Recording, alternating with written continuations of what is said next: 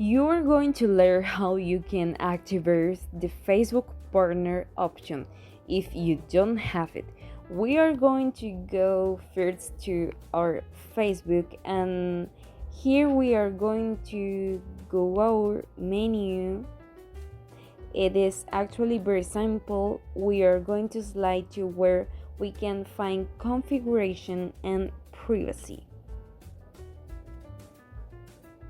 If you don't want to report a problem, here you can also touch where it says help and technical support until you see the option to report a problem. Help and support, report a problem, continue to report a problem. Hang on a second to the slides, include, and when it says help and technical support, we can see some details about this, but we are going to go to where it says accept the problem.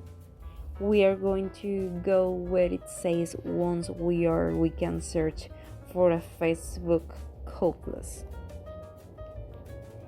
and you don't see, you press friend request,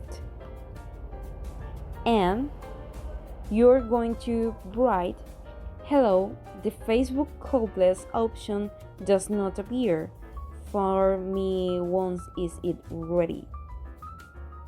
What are you are going to do is send the request, and then the form will be sent to that this option can be activated.